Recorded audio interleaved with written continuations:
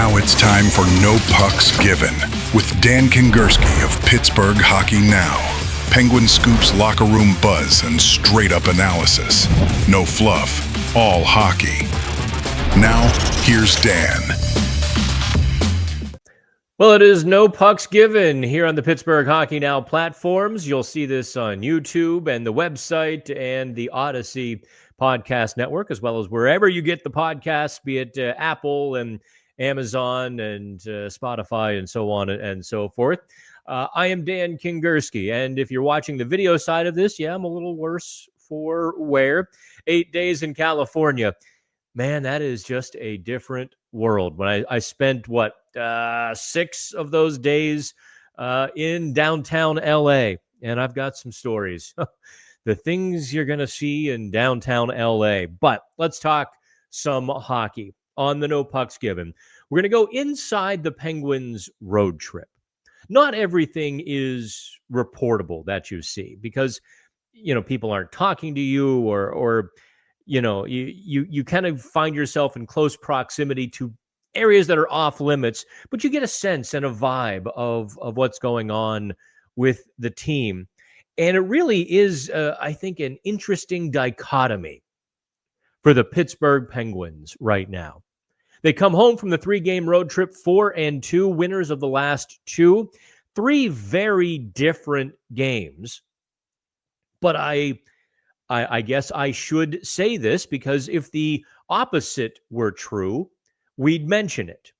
If the Penguins were like in last place or next to last of the Eastern Conference, we would say, that's what we expected. However, in this case, the Penguins come home from this road trip in the first wild card position because of that 4-2 record. Take it for what you will. It's October 20th when you hear this. I'm not saying they're going to win the Stanley Cup, but there are things to note about the Penguins, both good and bad. And we're going to do that. I don't know if you saw my Sunday column on PittsburghHockeyNow.com. If you haven't, go read it. It was written in 1 airport, 2 airplanes, and on a city bus. So if you find a typo, let me know. The early season red flags was the column, and there were 3 things that I pointed out. We're also going to talk on this podcast about some of the green flags, so to speak.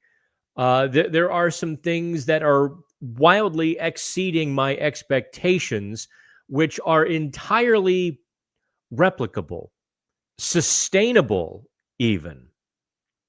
So we're going to get into all of that. The players who are on the rise, the players who are in trouble and who are becoming those red flags. We're also going to talk about, I don't know if you saw the PHN Plus exclusive column that I did. I think I published it Saturday morning as we were transitioning from LA to San Jose. And I made a point to talk to some of the veterans who are affected by the lineup shuffling.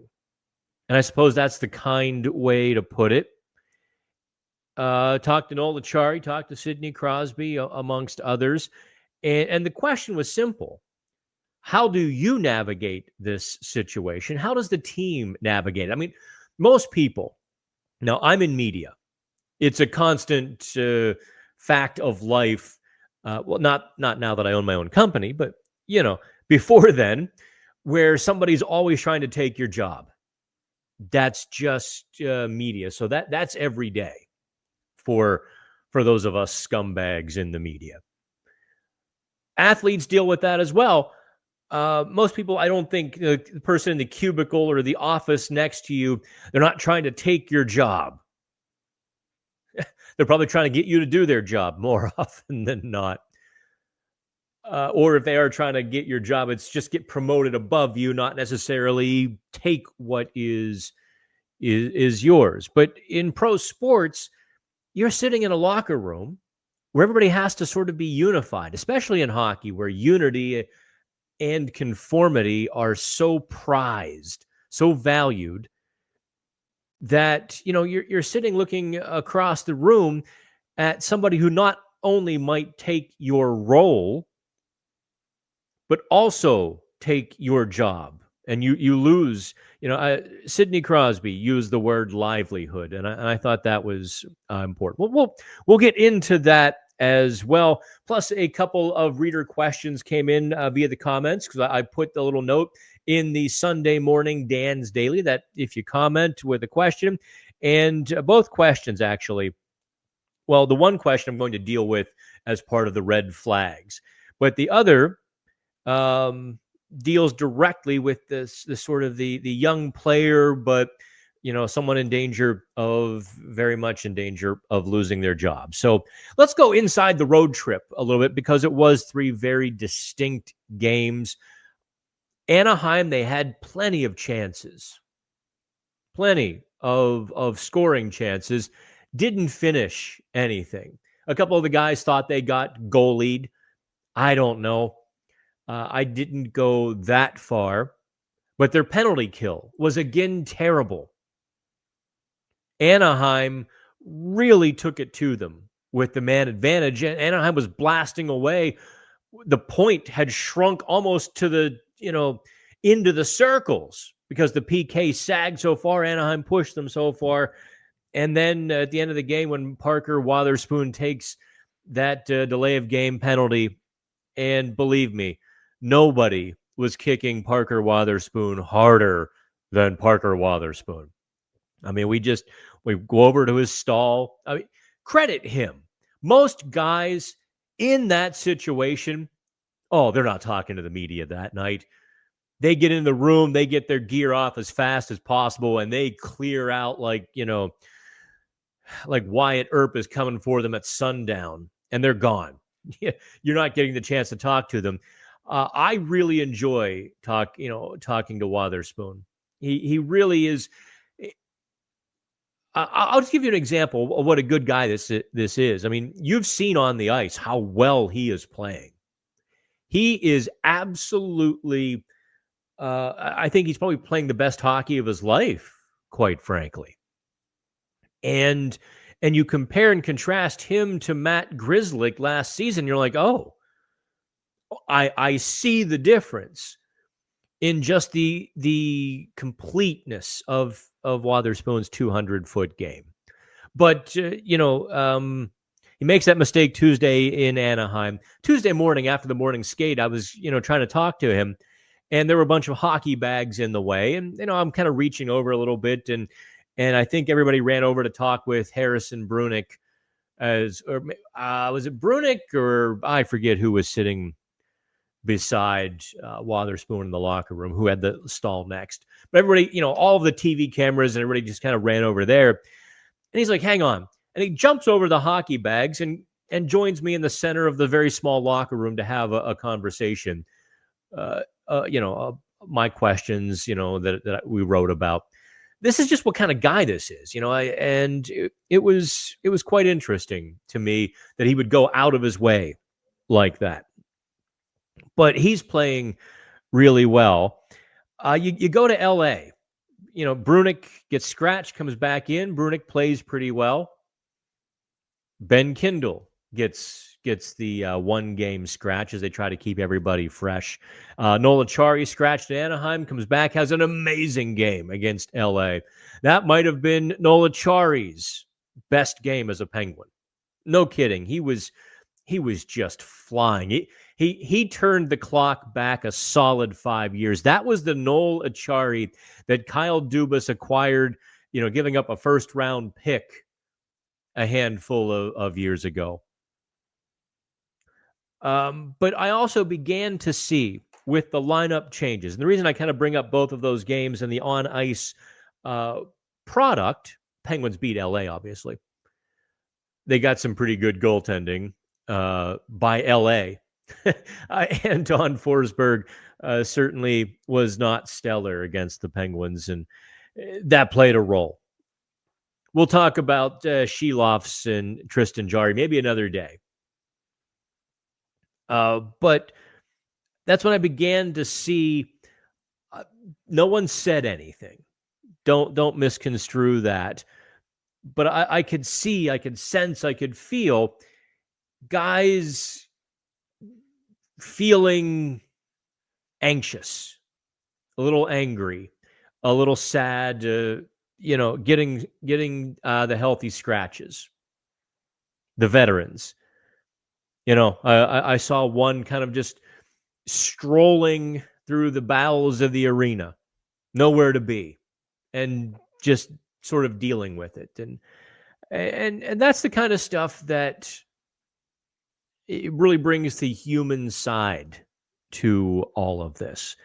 And that's why Friday morning, when they practiced in LA a day later, I made a point to ask the veterans, how are you dealing with this? How does a locker room deal with this? How do you keep, you're competing. You're competing for a role, your job, with the guy sitting beside you in some cases.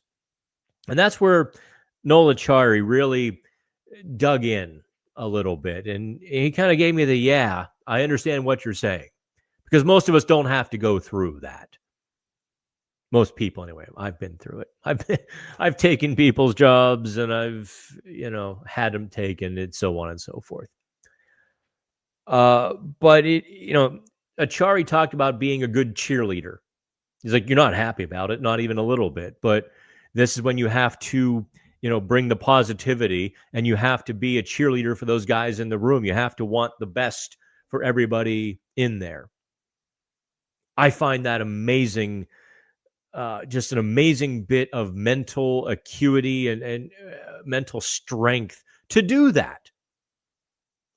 I have, in my career, sat in the same press box as a player who was frequently a healthy scratch, who was not happy about it, sitting on his phone just MFing every player on the ice. Picking up every mistake. Oh, that guy sucks. Look, that guy sucks. I kid you not. I've seen it, and no, I'm not going to tell you who it was. That was some years ago. I think a lot of people would succumb and be like that. I thought that was a very normal reaction. But I also asked Sidney Crosby about that. And as you watch these games, understand how badly these guys want to play. It's not about a paycheck. It's about playing. I guess before we left Sunday, before the team left on the West Coast trip, Matt Dumba kind of went to the line, right up to the line of what you can say publicly, saying he felt he should be in the lineup and those sorts of things. Dumba got in Thursday against LA. He and Connor Clifton, and they were just trying too hard. Dumba especially was trying to be all over the ice and really trying to win a job on one shift. And it sort of went sideways on him until the third period when the Penguins finally stabilized that game. But that's what these players are sort of going through and go, inside the room. We talk about, Sidney Crosby. I figured I'd ask the captain how a team navigates that. And I wish I could play the sound for you, but we were in this small rink and everything was echoing. It was really bad sound. What he said was, you have to be conscious that it's guys' livelihoods. And, everybody has to pull together, but everybody also has to be conscious. So it's really, I find that dynamic fascinating. Now, let's talk about the dichotomy of the Pittsburgh Penguins. Because you come home 4-2. There are a handful of players playing really well who might not have otherwise been expected to be playing this well. Ben Kindl, top of the list. If you read the PHN report card following the game on Saturday, I don't think I could have glowed him up anymore. He had a whale of a game. And he had 5 shots, no points, and I still gave him like an A+++++. Because of all of the things he was doing. Back checked, saved a goal. the way he distributed the puck in the offensive zone, the way he steps in here, steps in there to create space for himself and for teammates, the way he went to the net, had several chances, just, really good. The other guy who really is surprising me at how good he's playing, Justin Brazo. He had a lackluster, mediocre, blah, what the heck's so special about this guy? Training camp. Now, he is 6'5", 6'6", and 230 pounds or so. So he's got size. He also has hands. He's scoring goals not just by, going to the net and being bigger than somebody and taking away the goalie's eyes or, deflecting things. He is scoring goals that are creative. He's setting up goals. He danced around Macklin Celebrini, takes the puck to the house and shovels a perfect backhand over to Anthony Mantha over the defenseman's stick. He did that I don't know how many times against LA and against San Jose, where not only was he strong on the wall, able to come off the wall with the puck, but then be creative with it. That is such a rare skill, or a rare combination of skills. If Brazo were a little quicker, he'd be a $10 million guy. As it is, he is already approaching the production you would expect from a $1.5 million guy. What does he have? 5 points, 4 goals, 5 points in 6 games. If he hits 10 points for $1.5 million, you're like, yeah, okay. That's about what we expected. And he's going to get there in October at this rate, the way he and Evgeni Malkin are playing. The other player that might surprise you that I'm about to back the dump truck to and heap some praise upon is Erik Karlsson. Erik Karlsson is never going to be a consistently good defender. That's just not him. What you hope in the defensive zone is that Erik Karlsson is engaged. Definitely that. He is really zipping around the ice. And I mean, he's distributing the puck from the top of the zone. He's joining the rush. I think I owe him a conversation this week and very soon to talk about the system and how it benefits him, because he seems infinitely happier on the ice, more engaged. Now, maybe it's just the fact that he wants to make Team Sweden, and he hasn't yet been named to Team Sweden. Maybe it's because the San Jose Sharks owner basically backed the truck over, or backed the bus over him, ran him over and then backed up and did it again. Didn't quite say, did the Sharks owner, that he regretted the Erik Karlsson trade, but he basically did. He's like, well, when I think about the Erik Karlsson trade, I really think of the players we didn't get to draft. One of those being Tim Stützle. Whoops. Losing Josh Norris in the trade. And the Sharks owner did not do. Oh, he also said Erik Karlsson was not a team player. He did. The Sharks owner talks to the media once every several years. I believe he's German. And if you've known Germans, like authentic, like real Germans, not just German heritage, but like authentic Germans, they just say the truth as they see it. And it's kind of glorious. No thoughts of feelings or anything. I'm thinking, I could live in Germany. I could handle that kind of society. I would fit right in, I suppose. I dated a German woman for some time, a decade ago. Actually, really fun. Had a great time. Unfortunately, she was on a visa and went back and so on and so forth. But she had that same just, you say something and you're not expecting it, and boom, you get clocked with a response. And they're like, what do you mean? That's the truth. You're like, well, okay, yeah, that's the truth. The Sharks owner did that to Erik Karlsson. So either way, Erik Karlsson is playing really well. He did the same thing last November and part of December when the former Team Sweden coach ripped him to shreds. Karlsson kind of got his, got the motor going. And then by early January, it was sort of all over. This year, Karlsson is on his horse. You can figure out the motivation. I don't know. Obviously, Ben Kindl and Karlsson and Acciari had his best game. I like the way Malkin is playing, too. I really like the way Evgeni Malkin is playing. It's not old vintage Malkin where he's taking over games. It is an intelligent Evgeni Malkin. He's back-checking. He's forechecking. He might not be forechecking quite to Dan Muse's system, because I've noticed when Evgeni Malkin forechecks, everybody else has to figure out that he's forechecking. Because he just goes. He's like, yeah, I'm going to go forward.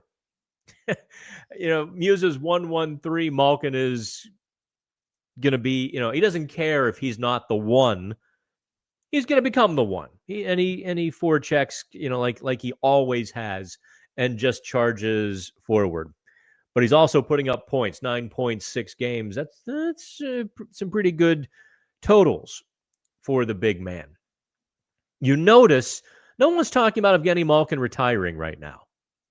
No one's talking about trading Evgeni Malkin right now, except a couple of people who keep tying him to the Florida Panthers. But even that kind of got tamped down pretty quickly. No one's talking about that stuff, because Malkin is playing so very well.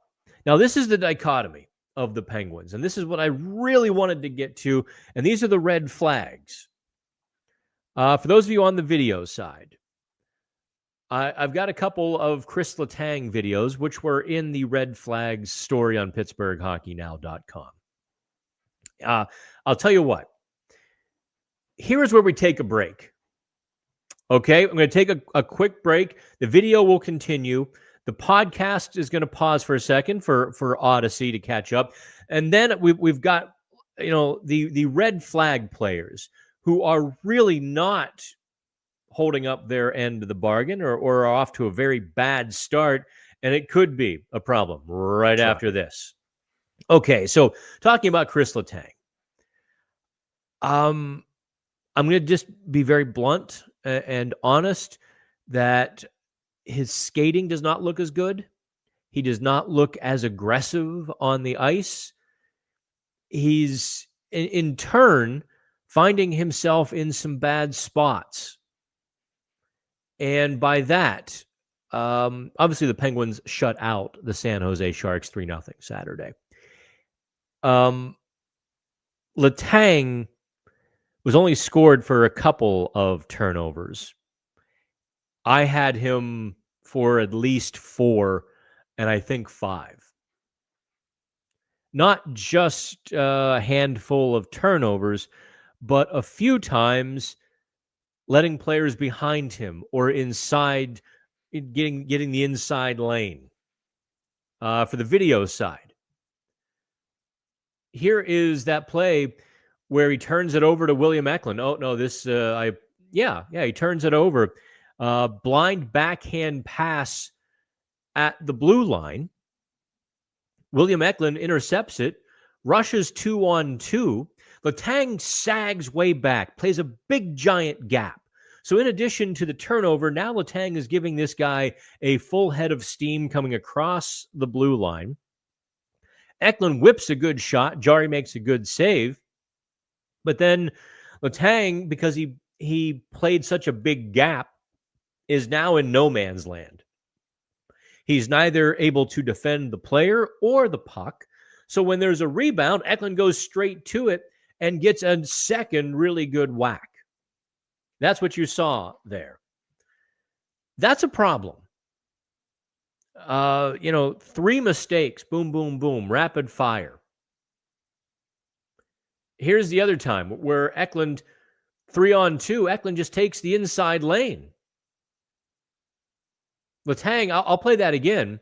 Letang, as the strong side defenseman, has to step to the middle and take away that lane from Eklund. You can watch it right here. Again, right up the middle.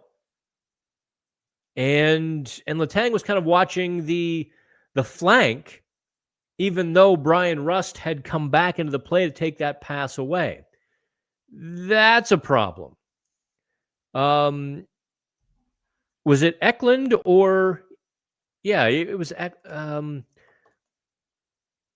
or Celebrini got behind Letang once, and Jeff Skinner got behind Kris Letang. That's where Letang just punched him.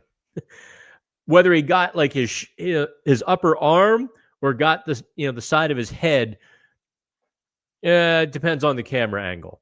In real time, I was 100% sure. And even the backside replay seemed to show that Letang just punched Skinner in the head. That was, listen, it worked. That was the defense. That's a giant red flag for the Penguins because Letang is playing almost 22 minutes a night and is essentially their top defenseman still. You can't have your top defenseman continuing to make this many mistakes and this many turnovers. If you are going to make this many turnovers, you have to pack on the points as well. But Letang has 1 assist in 6 games and no goals. So that's a giant red flag for the Penguins. Another red flag for me is, and this isn't in the column, by the way. This is you and me talking about it. Tommy Novak. Dan Muse sort of pumped his tires a little bit in San Jose, saying he didn't appreciate until recently how complete Novak's game was, how much he does. I would say the coach was protecting his player there. Novak is supposed to be making an impact in the offensive zone. He's supposed to be, points, offensive chances. But Ben Kindl is handling it all on that line. And Ben Kindl and Philip Hollander were the two that were doing it in San Jose.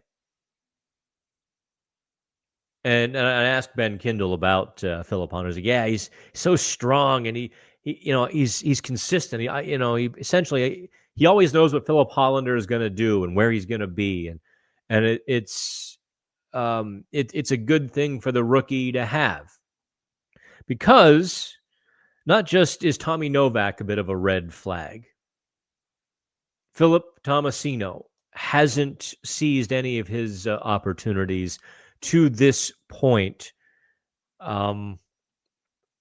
Great guy. But I suspect his time is running short, because there is no way on God's green earth the Penguins can send Ben Kindl back to juniors. Did you see the game Saturday? No chance in hell. Absolutely no chance. And so that's... that this kind of, I suppose, as I step back from the podcast and look at it, I'm creating a singular casserole for this team. From some chafed veterans who were trying to figure out how to be good teammates, to being scratched and playing a great game following it. I would say Ben Kindl did that. I would say Noel Acciari did that. I would also say Caleb Jones did that. Jones was really good in San Jose. Jones was really good. He held the blue line on the offensive side. he was able to skate. Since San Jose is not a big and physical and tough to play against team, his skill level was on display with his skating, and it just fit his style of game very well. That track meet feel, Caleb Jones was right at home, played exceptionally well.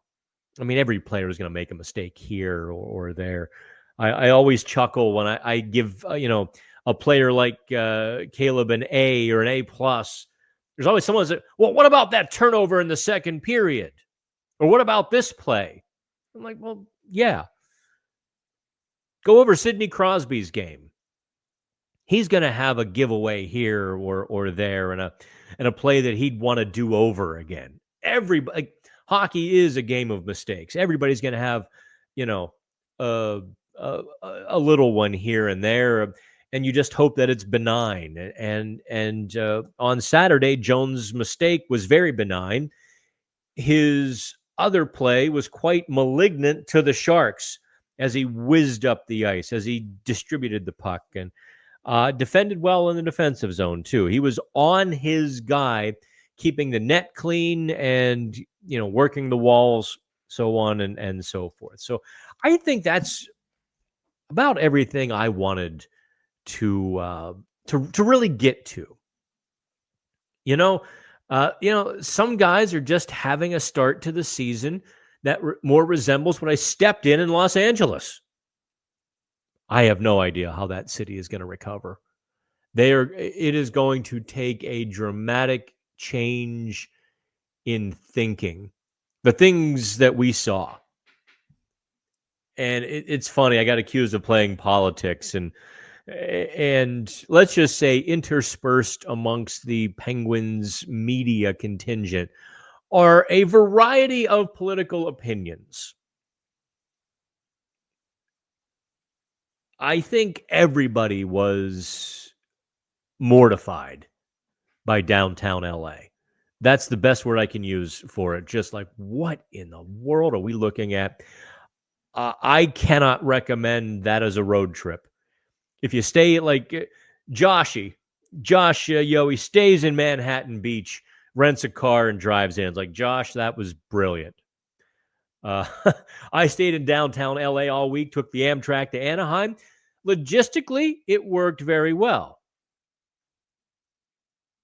However, being in downtown LA, I mean, I'm just thinking 3 years ago, I was in the fashion district. I bought a suit and, I was strutting around, feeling pretty good about myself. Ate at some little funky places. And I was like, yeah, this is kind of cool. Those places are gone.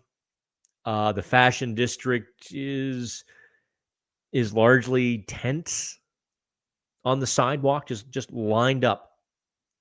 We drove through there at night from Anaheim, going back to LA, and it was a sad scene, and I suppose that's kind of all I want to say about it. It's unfortunate. It kind of put a damper on the road trip for me. I mean, I worked. You know me. I work a lot, but I also like to get out and walk the cities, and I tried to do that, but I really found myself avoiding doing that because it was just so A, dangerous, B, uncomfortable, C, I mean, C, I come back to the hotel despite knowing what was on the sidewalk and what to avoid stepping in. I somehow still stepped in something. So I get back to the hotel, I realize it. And I'm staying in this little 3-story boutique hotel hidden in downtown LA. Lovely little place, by the way. You have to know the code, opens this big black gate. It's kind of like this secret little place. And I see the housekeeper. And I'm like, oh, she clearly, she didn't speak more than a few words of English. I'm like, do you have a scrub brush? Because at this point, I get into the hotel. I grab the nearest garbage bag. Fortunately, the garbage can was empty. I just grabbed the garbage bag out of the garbage can and put my shoe in it. So I'm walking through the hotel lobby, very small, with one shoe on, shoe in a garbage bag. She knows what's up. She lives in LA. She understands. I didn't have to explain it. So I'm like, oh, you have a scrub brush. I need to clean my shoe. She's like, oh, I clean. I'm like, no, I'll clean. She's like, no. She just gives me like the grandmother, shut up, little boy. Takes it from me. It's poo. I'm like, yes, it's poo. And I kid you not, I at this point I was so ashamed or embarrassed that she was going to do this for me. I handed her all the money in my wallet. It was $40, but I handed her all the money in my wallet. She only took 20. I left the rest for a tip when she cleaned the room the next morning. It's yeah. So the Penguins didn't step in it. I did. And that's the end of No Pucks Given. And that's why, if you're watching the video side, I look a little worse for wear. Lots of 3 a.m. wake-up calls and plane rides and train rides and automobiles on this roadie. Glad to get home for most of the next week, although I will go to Florida. So like, share, comment, subscribe. I saved the travel stuff to the end for those of you who get all uptight. Kingerski, stop talking about your travel. I don't care. So I saved it to the end, so you can just turn it off. We'll do the live chat on Wednesday, and I appreciate every single one of you so much. And we're getting the subscription stuff fixed, and we're actually having a record subscription month in October. So thank you. I feel quite blessed by that. Despite the problems, you're coming along for the ride, and I'm going to just keep working myself as hard as I can and delivering as much as I can on this team for you. All right. Have fun. Later.